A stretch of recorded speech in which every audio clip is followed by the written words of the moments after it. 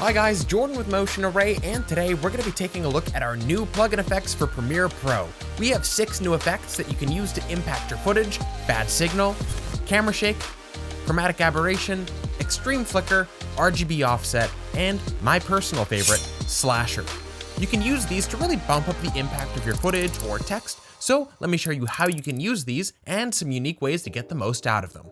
So here we are in Premiere Pro, and if you wanted help to actually install these, that's actually another video we've already done, and I'll make sure to link to that for you to check out. But once you've got these installed, you can find them by going down to your effects panel here. And if you can't find that, just go up to Window, Effects. Then, under Video Effects, they're in their own folder labeled Motion Array. We also have some other effects that we've released over the years, but in this video, we're going to be focusing on just these 6 new ones. So let's show you how you can use them. All you have to do is click and drag them onto your footage and they'll start working immediately. But what's great about these is that they can be completely edited and customized to how you'd like them to look. So by clicking the footage that effect is on, you can go up to the Effect Controls panel, and here you can see that we have a bunch of different controls available to us. All 6 of these effects are different, but you can understand what these parameters are by reading their titles and also testing out what changes when you make alterations. A great tip for this is to drop your playback resolution so that you can see these changes faster and make your computer work less hard. But let's go through a couple as an example, starting off with the first one, bad signal.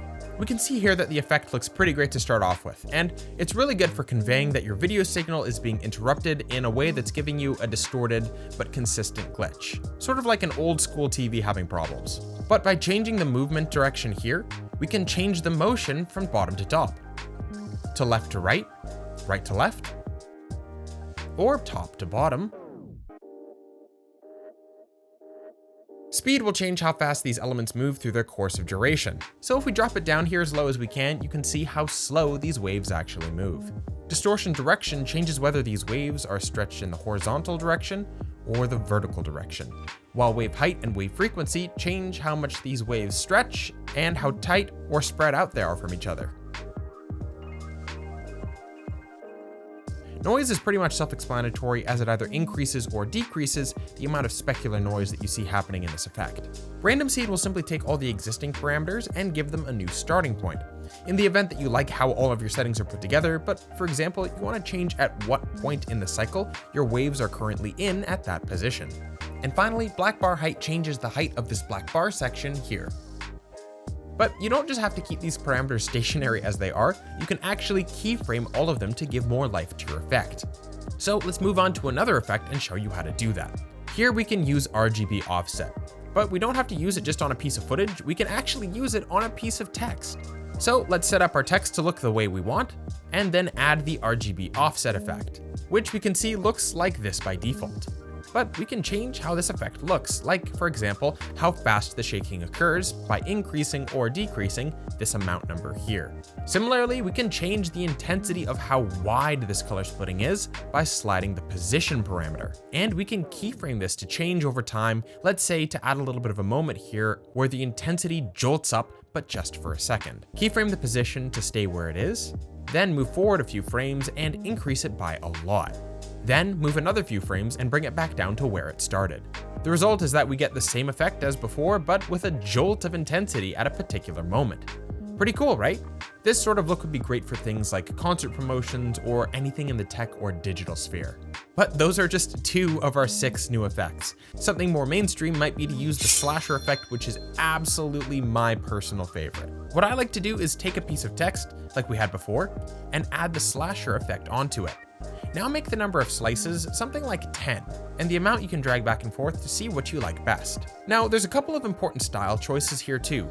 The angle is super important because right now it only looks like there's one slice here right in the middle, because our text is much thinner than it is wide.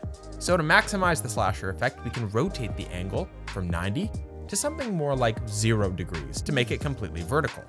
Sweet.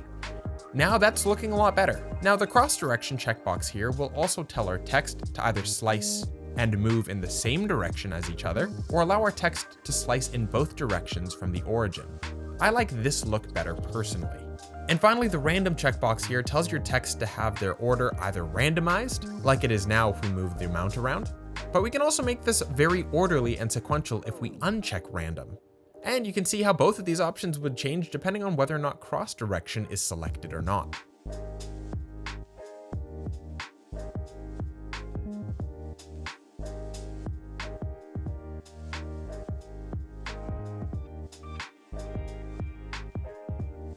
And finally here, I want to show you a really cool aspect of how the amount slider works.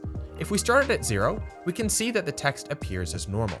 But if we raise it up, we display these slashes to get this cool look, but if we increase all the way back to 100, the text actually rolls back all the way around the other side of the frame and we recreate our text as it was before. So a really cool effect would just be keyframing this from 0 to 100. But I'm going to take this in a little bit of a different direction. I'm going to create a look by starting out with a keyframed amount of something like 27, then keyframe it up just slightly a couple frames later to 30. Then move a bit farther forward and keyframe it all the way back down to 0. And adding some ease in and outs to our keyframes will help to smooth them out.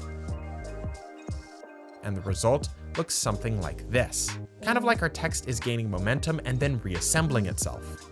Now to give it even more energy, nest this layer here by right-clicking and selecting Nest. And then we can keyframe this whole layer here and slowly scale up from 100 to 115. And our final result is something like this. Cool, right?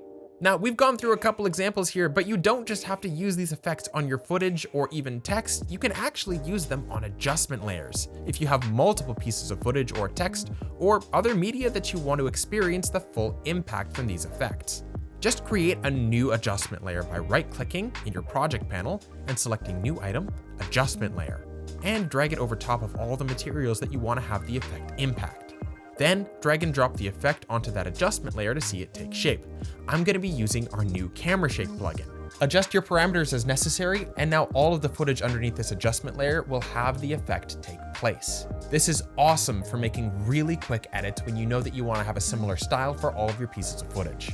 And another small benefit of having something like a camera shake on an adjustment layer over multiple pieces of footage instead of doing it individually for each one is that you get this sort of flowing motion in from one piece of footage to the next, because the frame is still going through the same positional motions even as new footage appears. And guys, that's just a quick look at some of our new effect plugins for Premiere Pro. But we didn't even go over extreme flicker or chromatic aberration. But here's the best part. If you wanted to try these out yourself, you can, totally for free. You can absolutely download and install all of our plugins for free. They'll just have a watermark over top of them so that you can play around with them and see if you actually like them. And as our way of saying thanks, we've taken off the watermark for our shifter transition plugins as our gift to you. Use these completely for free however you want in any project. These are actually the transitions that I use for all of our tutorials here at Motion Array, and our ease in and out transition is my personal favorite. But guys, that's it for me. Thank you so much for watching, and I can't wait to see you in the next video.